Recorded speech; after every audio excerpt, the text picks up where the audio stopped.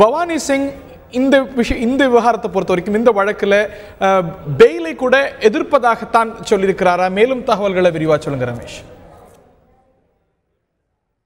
அதாவது ஹரிகரன், இங்கே ரெண்டு விஷயத்தை பார்க்கணும். நம்ம ஒன்று இப்போ நம்ம சென்னை உயர்நீதிமன்றமாக இருந்திருந்தால் என்ன நடக்கும் என்றால், இது போன்ற ஒரு ஜாமீன் மனு தாக்கல் செய்யும்போது அந்த தாக்கல் செய்யப்பட்ட நாளன்று அந்த மனு மீதான நகல் அந்த அரசு தரப்பு யார் அந்த அரசு தரப்பில் ஆஜராகிறார்களோ அவருக்கு கைக்கு சென்றுவிடும்.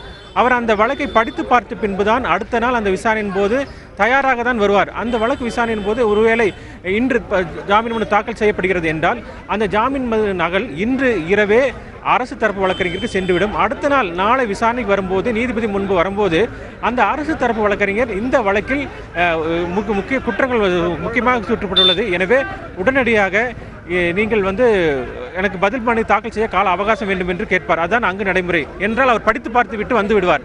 ஆனால் இங்கு அப்படி இல்லை நடைமுறை. இங்கு நீதிமன்றத்தின் மூலமாகத்தான் நோட்டீஸ் வழங்கப்பட வேண்டும். நீதிமன்றம் கால அவகாசம் அளித்த பின்புதான் அரசு தரப்பு வழக்கறிஞர் பதில் மனு தாக்கல் செய்ய வேண்டும் என்பதுதான் இங்கு நடைமுறையாக இருக்கிறது. ஆனால் அங்கு அவ்வாறு இல்லை. அப்படி பார்க்கும்போது இது ஒரு வழக்கு நடைமுறை என்றுதான் கர்நாடக உயர்நீதிமன்ற வழக்கறிஞர்கள் தெரிவிக்கின்றார்கள். அதாவது அரசு தரப்பு வழக்கறிஞர் உயர்நீதிமன்றத்தின் வழியாகத்தான் நோட்டீஸ் எடுத்துக்கொள்ள வேண்டும் என்பதுதான் நடைமுறையாக உள்ளதால் அவ்வாறு இன்று கேட்டுள்ளதாக அவரது தரப்பு வழக்கறிஞர் தெரிவிக்கின்றனர். இதற்கிடையே நம் உயர்நீதிமன்ற வளாகத்தின் முன்பு வழக்கறிஞர்களும் போராட்டத்தில் ஈடுபட்டுள்ளனர். அதை நாம் அந்த காட்சிகளை பார்ப்போம். அதாவது நேற்று ஜாமீன் மனு விசாரணை இன்று ஒத்திவைக்கப்பட்டது. இன்று எப்படியும் ஜாமீன் கிடைத்துவிடும் என்ற நம்பிக்கையில் காத்திருந்தனர். ஆனால் அதிமுக வழக்கறிஞர்கள்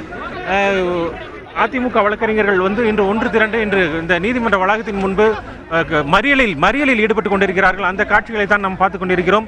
ஏற்கனவே கிட்டத்தட்ட தமிழகம் முழுவதும் இருந்து நூற்றுக்கணக்கான வழக்கறிஞர்கள் உயர்நீதிமன்றத்திலிருந்து வந்திருந்தனர். அவர்கள் இன்று எப்படியாவது அதிமுக பொதுச் செயலாளர் ஜெயலலிதாவுக்கு ஜாமீன் கிடைத்துவிடும் என்று நம்பித்தான் வந்தார்கள். ஆனால் திடீரென்று இப்போது வழக்கு விசாரணை ஒத்திவைக்கப்பட்டுள்ளதால் அவர்கள் இன்று அந்த உயர்நீதிமன்ற வளாகத்தின் முன்பு திடீர் மறியல் போராட்டத்தில் ஈடுபட்டுள்ளனர். அந்த காட்சிகளை பார்த்துக் கொண்டிருக்கிறோம். 4 கிரவுண்ட்ஸ்ல இந்த ஒரு வழக்கானது ஜெயலலிதா தரப்பால எதிர்க்கப்படுகிறது. இந்த ஒரு தீர்ப்பு எங்களுக்கு ஏற்படுவதெல்லாம் பெயில் கொடுக்கணும், அதுவும் இல்லாமல் இந்த ஒரு சென்டென்ஸ் இந்த தண்டனையை நிறுத்தி வைக்க வேண்டும் உள்ளிட்ட 4 அம்சங்கள் சொல்லப்பட்டிருப்பதாக புரிந்து கொள்கின்றோம். நேற்று அதிகமாக லீகல் சர்க்கிள்ஸ்ல விவாதிக்கப்படுற ஒரு விஷயம், இந்த ஒரு வழக்கை பொறுத்த வரைக்கும் குற்றவாளி என்று அறிவிக்கப்பட்டு அதே நாளில் எவ்வளவு தண்டனை என்றும் அறிவிக்கப்பட்டிருக்கிறது. இதுவும் விவாதத்தை கிளப்பியிருக்கிறது. Alauddin Milan versus state of Bihar கேஸில் உச்ச நீதிமன்றம் ஒரு நாளில் ட்ரையல் கோர்ட்ஸ் எல்லாம் ஒரு நாளில் இவர் குற்றவாளி என்று சொன்னால் ஒரு குறிப்பிட்ட கால அவகாசம் கொடுத்த பிறகு 2 தரப்புக்குமே வாய்ப்பும் நாட்களும் கொடுத்த பிறகு இன்னொரு நாளில் தான் எவ்வளவு தண்டனை என்பதை அறிவிக்க வேண்டும் அப்படிங்கிற ஒரு நடைமுறையை பின்பற்ற வேண்டும் என்று உச்சநீதிமன்றம் நிலைப்பாடு எடுத்திருக்கிறது. அந்த நிலைப்பாடு இந்த வழக்கில் பின்பற்றவில்லை. இந்த வழக்கில் தீர்ப்பு கொடுக்கும் போது பின்பற்றவில்லை. அதே நாளில் குற்றவாளி என்றும் ப்ரொனவுன்ஸ் பண்ணப்பட்டார். அதே நாளில் இந்த ஒரு கோர்ட்டானது தண்டனையுடைய குவாண்டமையும் கொடுத்திருக்கிறது. இது சார்ந்தும் விவாதங்கள் எழுப்பப்பட்டிருக்கிறது. ராம்ஜெத் மலானி இதை கையில் எடுத்திருப்பதாகவும் சொல்லப்படுகிறது. இது பற்றி அதிமுக ஏதேனும் நிலைப்பாடு எடுத்திருக்கிறதா? இது சார்ந்து பிரேயர்ஸ் வைக்கப்பட்டிருக்கிறதா?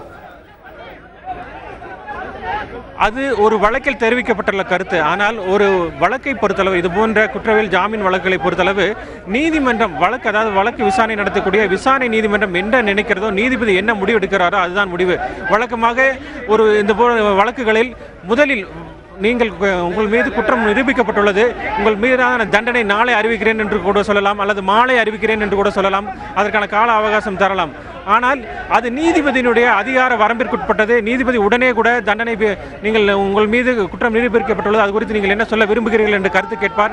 அது இன்னும் சற்று நேரத்தில் நான் தண்டனை விவரத்தை அறிவிப்பேன் என்று சொல்வார். இதெல்லாம் தமிழகத்தில் நடைமுறையில் உள்ள விஷயம்தான். ஏதோ ஒரு வழக்கில் அவ்வாறு சொல்லப்பட்டது என்றாலும் கூட அது ஒரு வாதமாக வைக்கப்படுகிறதே தவிர அதுவே ஒரு முழுமையான வாதம் என்று சொல்ல முடியாது.